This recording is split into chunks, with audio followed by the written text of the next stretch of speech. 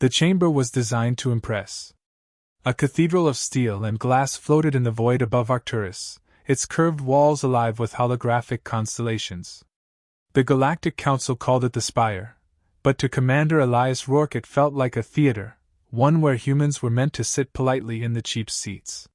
He stood with his arms folded near the human delegation's balcony, watching as the Corinthians prepared their grand reveal. The alien dignitaries clustered around the central dais with a reverence that suggested ceremony rather than science. A heavy cylinder was rolled into place. Its casing gleamed like molten bronze, engraved with flowing alien glyphs. Counselor Valeth stepped forward, his long, jointed frame draped in ceremonial cloth. His voice carried effortlessly, though Elias suspected amplification did most of the work. "Honored species of the Council," Valeth declared, tendrils lifting as though to embrace the entire chamber. "Today, the Corinthians extend a gift to our younger siblings from Earth. A gift of fire refined beyond your crude propellants and stone-flung slugs. Behold, plasma perfected." A technician activated the weapon. Energy cells hummed. A coil of light surged, then burst outward in a white-blue torrent. The blast struck a reinforced target plate across the chamber. Metal vaporized into smoke, drawing gasps from the audience. Aliens murmured admiration. Some tapped their limbs in gestures of approval. A few cast glances toward the humans, as though expecting gratitude, or awe. Elias watched the afterimage fade, unimpressed. The plasma bloom scattered heat so wildly the plate glowed long after the strike. Beautiful, yes. Efficient? No. Beside him, Lieutenant Mara Ivers leaned closer. "Looks flashy," she whispered. "But did you see the spread? Half that energy just bled into the air." Elias smirked. "A campfire with delusions of grandeur." Valeth turned toward the human delegation, tendrils curling in satisfaction. "This technology has armed fleets across 3 galaxies. With such weapons, Earth may stand among us not as children, but equals." A murmur of agreement rippled through the chamber. Elias caught the knowing glance from the Terran ambassador, an older diplomat already sweating under the weight of expectation. "Accept the gift, or insult the Council." That was the trap. Elias stepped forward before the ambassador could reply. "Impressive show," he said, his voice even. "Mind if I ask a few questions?" Valeth's tendrils flicked. "Of course. Curiosity is expected of younger minds." Elias ignored the barb. "What's the effective range before the plasma loses coherence?" The counselor hesitated. 17 kilometers, under ideal atmospheric conditions. Recharge cycle? 5 seconds between maximum discharges. Elias tilted his head. "And power draw?" Another pause. "Substantial, but manageable with proper reactor support." The murmurs softened.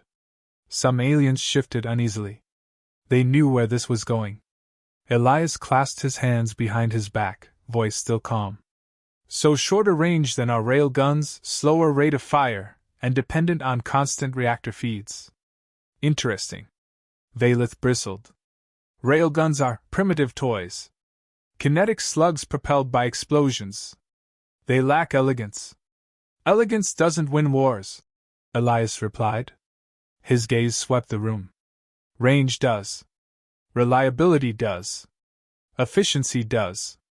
A hush spread through the council chamber. Few dared to speak against the Corinthians. Yet here was a human commander, dissecting their masterpiece like a faulty prototype. The ambassador tugged discreetly at Elias's sleeve, but he ignored it. He wasn't here to play diplomat. He was here to speak truth. Valeth's voice sharpened. "You imply that our plasma is inferior?" Elias let the silence hang. The entire chamber leaned in, waiting for the human to backpedal, to apologize. Instead, he said it plainly. "Why?" he asked. "Would we downgrade?" The words cracked like a rail shot. Gasps echoed from the balconies. Some alien delegates erupted in clicks of outrage. Others whispered with barely concealed fascination. Valeth's tendrils stiffened, his composure fracturing. "Downgrade? Your species plays with magnets and bullets. You call that advancement?" Elias took a step closer, meeting the counselor's many-faceted eyes. We call it practical. Railguns fire at Mach 20, with no 5-second downtime. They punch through armor at ranges your plasma can't dream of. And they don't drain a reactor dry just to scratch a target. Mara hid a smile, though her hand hovered over her datapad, recording every word. History was unfolding, and humanity was writing it with sharp edges. Valeth tried to recover, raising his voice. Plasma weapons embody progress, refinement, civilization. They are a symbol of unity across the stars. Symbols don't stop incoming fire, Elias said dryly. The chamber broke into chaos. Delegates barked in alien tongues, some calling for calm, others for censure. The human ambassador buried his face in his palms. Elias remained steady, his voice low but carrying. Humanity appreciates the offer. Truly. But we've spent centuries making tools that work. We'll stick with them. He turned back toward his balcony, hands clasped loosely behind him, as though the debate were finished. But the storm was only beginning. Valeth's voice rang out over the din, taut with fury. Then you will prove it, Commander Rourke. Before this council. Before the galaxy. If your primitive toys are truly superior, let them face trial by combat. A demonstration, side by side. Plasma against your slugs. The chamber roared its approval. Some cheered for spectacle, others for the chance to humble Earth. Elias paused at the railing, considering. His heart thudded with the weight of what had just been set in motion. Accepting meant risk. Declining meant humiliation. He allowed himself the faintest grin. If it's proof you want, he said, turning back toward Valeth, then proof you'll get. The council chamber erupted again. Above the chaos, Elias caught Mara's eye. She mouthed, "You just picked a fight with half the galaxy." His grin widened. "Good," he murmured. "They needed one." The council chamber still buzzed like a disturbed hive when the human delegation was escorted out. Alien voices clashed in a dozen languages, none agreeing, all demanding blood or spectacle. Commander Elias Rourke walked in silence beside Ambassador Halvorsen, whose thin face had gone several shades paler. Once they reached the quieter confines of the human suite, the ambassador finally snapped. "Do you have any idea what you've done?" Halvorsen slammed his datapad onto the table. "We came here to build bridges, not burn them down." Elias removed his gloves and laid them neatly on the table. "Bridges that lead straight into dependence aren't worth crossing. That plasma demonstration wasn't politics, it was diplomacy. Refusing it so publicly, mocking it, makes us look reckless." Lieutenant Mara Ivers leaned against the wall, arms folded, expression unreadable.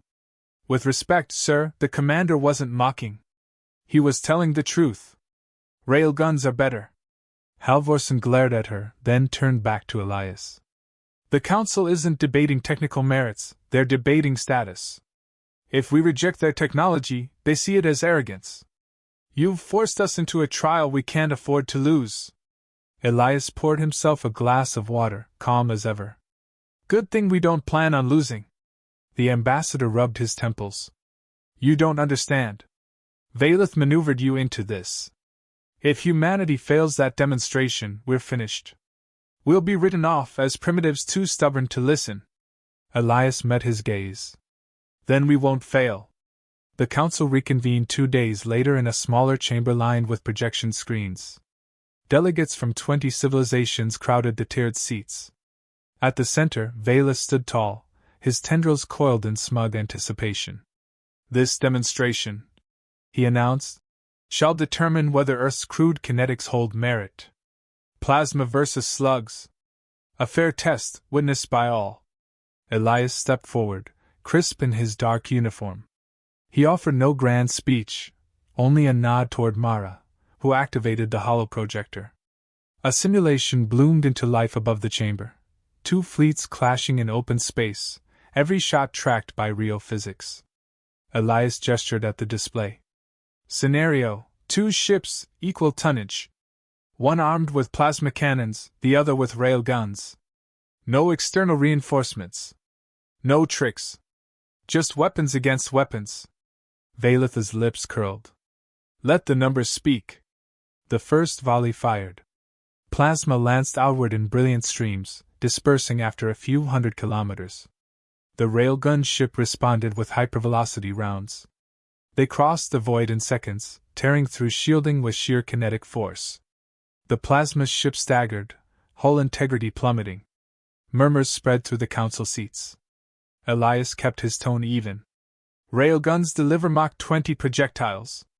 Minimal spread, maximal penetration. No 5-second recharge, no reactor drain. Continuous fire until the magazines run dry. Vailith snapped. Plasma devastates at close range. The simulation shifted. The ships closed to knife-fight distance.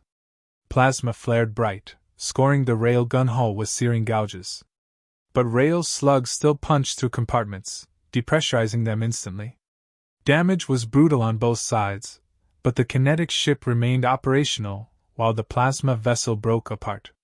Silence followed. For once, the council had no words. Elias folded his arms. We don't build for spectacle. We build for results. A delegate from the insected HFY finally spoke. Numbers can be manipulated. Simulations prove nothing. Let there be a real demonstration in the field.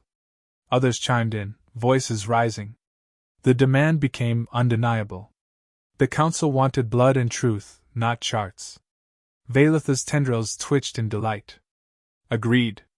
A live test. Humanity against plasma, under combat conditions. Halvorsen looked ready to faint. Elias only nodded once. Name the place. Back in the human quarters, the ambassador paced like a caged animal. You can't possibly be considering this. It's madness. Elias sat at the briefing table, scrolling through tactical data. We were always going to be tested. Better on our terms than theirs. Halvorsen's voice shook. On their terms, Commander. They're dragging us to some frontier system and putting you in live combat. That's not a trial, that's a setup. Mara leaned in. And we'll still win. Our platforms outperform theirs in every metric. The ambassador stopped pacing. His shoulders slumped as the weight of inevitability pressed down. If you fail... Elias cut him off. Then humanity learns something. But if we succeed... He let the thought hang. We won't just defend ourselves. We'll show the galaxy we don't kneel. Halvorsen sat heavily, defeated. I hope to God you're right. Later, as the chamber emptied and the humans prepared for departure, Mara lingered by the viewport. Stars burned against the void, cold and distant. She broke the silence. You don't look worried. Elias joined her at the glass. Worry doesn't change physics. You realize if our guns so much as misfire out there, we'll be humiliated. Then we make sure they don't misfire. He glanced at her reflection. We've spent decades perfecting our weapons. The aliens think we're children. Let them. Children grow fast. Mara smiled faintly. You're enjoying this. Elias chuckled. I'm enjoying watching their faces when the railguns fire. The viewport reflected the stars back at them, unblinking. The future was barreling toward humanity like a slug in flight, and Elias intended to be the one aiming it. The frontier system chosen for the test was a scarred place, an abandoned mining world orbiting a dim, orange star. Broken stations drifted in silence, relics of a colony lost to pirate raids decades ago. Now, it was theater. 3 capital ships loomed near the shattered planet, 1 Corinthian cruiser bristling with plasma batteries, 1 Terran destroyer armed with rail platforms, and a neutral HFY vessel serving as referee. The rest of the council watched from secure channels, eager for spectacle. Inside the Terran destroyer Resolute, Commander Elias Rourke studied the tactical holomap. The alien ship gleamed with reactor heat, its power signature spiking every time a plasma coil charged. His own vessel ran cool, magnetic rails waiting silently. Lieutenant Mara Ivor stood at his shoulder. They expect us to make the first move. Elias shook his head. Then we'll wait. Plasma bleeds energy even when it misses. Let them waste their fuel. The crew exchanged quick nods, their discipline steady. The entire galaxy might be watching, but to them it was just another drill with higher stakes. The THRYNN referees signaled across comms. Engagement begins in 60 seconds. Elias glanced around the bridge. This isn't just about winning. It's about proving. Every slug we fire speaks for Earth. Don't forget that. Mara raised an eyebrow.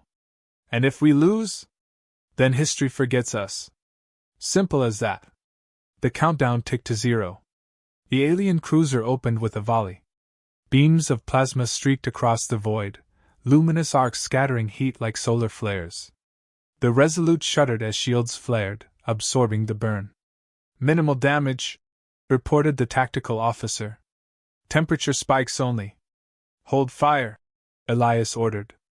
Let them think we're hesitant. Another barrage came, closer this time, scoring the outer hull with scorched grooves.